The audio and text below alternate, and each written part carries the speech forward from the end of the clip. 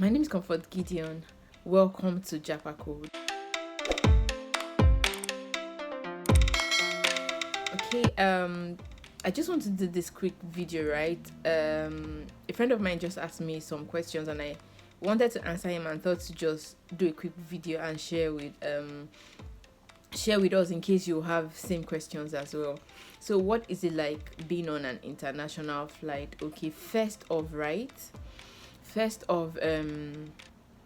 you can book by yourself and you can also book using an agent, right? Some people are registered with some flight or airlines as agents so they can get, should I say, cheaper flight rates that make them more money and all of that. But as an individual, you can also do it yourself. The hack around it is for you to book ahead, like at least 1 month before your flight. It will be cheaper than when you're booking few days to when you're supposed to travel. It's usually more expensive. Like I remember when we were to travel, we're considering traveling together as a family, and when we checked the flight tickets, the rates, it was so expensive that we decided that it was going for over 1 million for one person, 1 million naira, yes, for one person, because the time was close.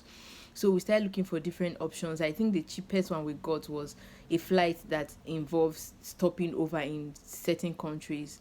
I think that was Ethiopian airline. Yes, so my husband had to go for that, and as at the time, even when other flights were going for like 1 million and over 1 million naira, I think he got his flight ticket for about 700,000 plus thereabout. And it was then that we decided that, you know what, okay, let me and my baby come like a month after, because when we started checking for the flight for that period, it was below double the price. Like you can imagine, we got a return ticket for me and my baby for less than 500,000.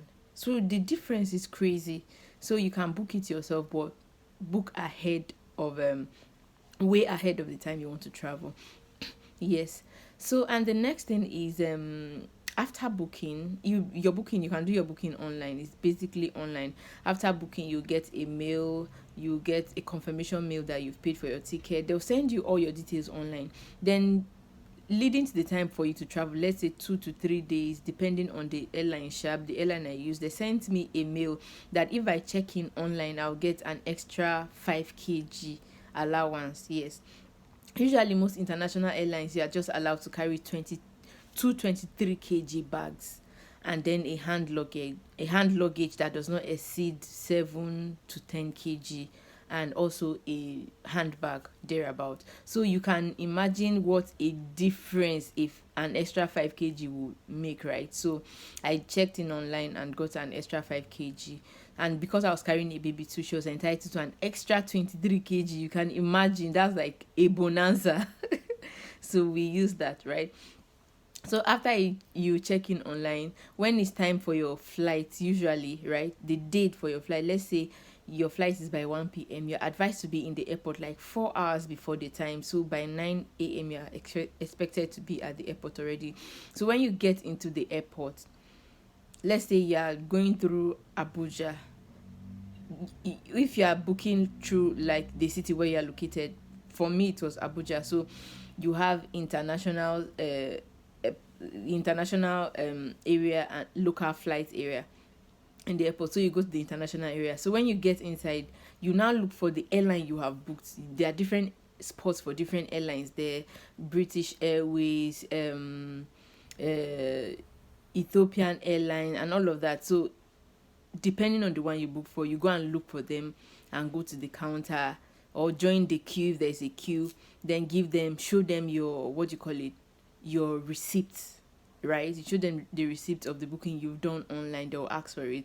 Then they'll collect your passport, they'll approve it and tell you to go and check in.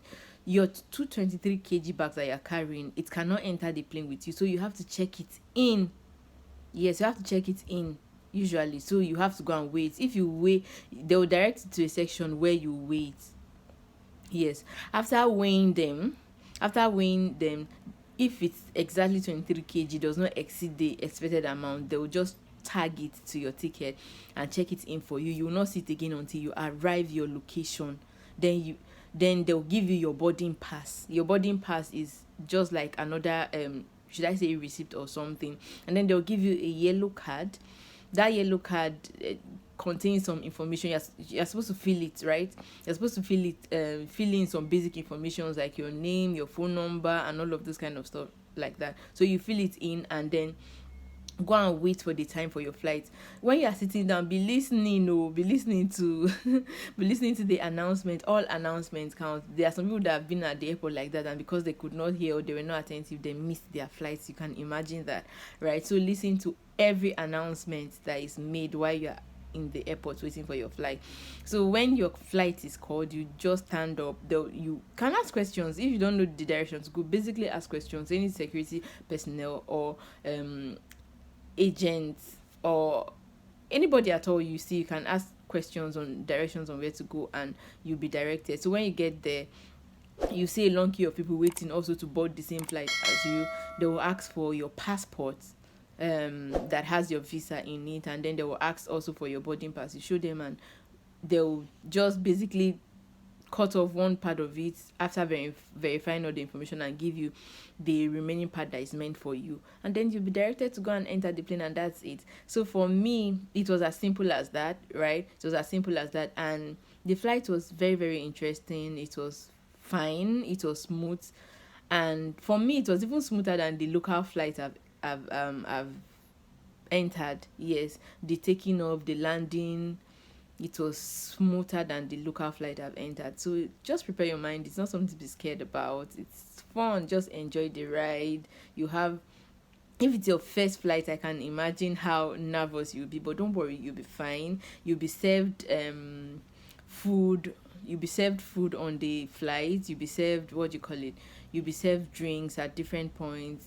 You've paid for all of those things in your ticket already, so don't say don't be shy, just take them and all of that. But anyone you are not used to, just pass on it and you'll be fine. Okay, so depending on the flights you're carrying, right, you're on, I know for British Airways there are some flights. Yes, for British Airways they have a straight flight that goes to countries like UK, and it's the hours you have to spend on the road is less, is straight, so you won't have to sit for so long. But for some, which are the cheaper ones, like the connecting flight I was on, that one too, we stopped over in Ethiopia. You have to stop and go and do all of those checks. Okay, there was something I omitted. Before you finally get to board your plane, right, you have to do a immigration check. They'll ask you some questions. Okay, why are you going to whatever country you want to go to? Let's say UK, for instance. Why are you going to UK?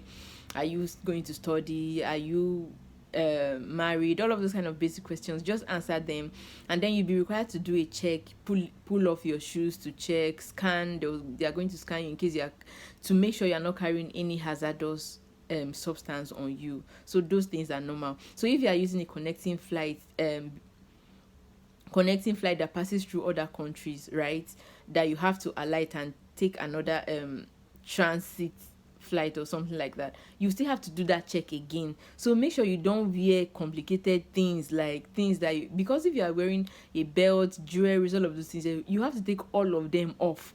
If you are carrying gadgets, you have to bring all of them out to be weighed separately. So make sure you travel light. Don't dress to kill or something, because during those checks it's usually very stressful. Some people just wore socks and slide, and it was when I got to those points I realized why they actually did that. It wasn't easy for me because I was carrying a baby. I have to pull my shoes, remove some of the gadgets I had in my bag, and also at the same time attend to my baby. So just make sure you travel light and you'll be fine. That's it. So it's nothing to be worried about. It's actually fine. So just sit back and enjoy your ride. So click on the subscription button below to subscribe to this channel if you've watched this video to this moment. Yeah, and share this video with your friends, like the video, and see you once again in my next video. Bye bye.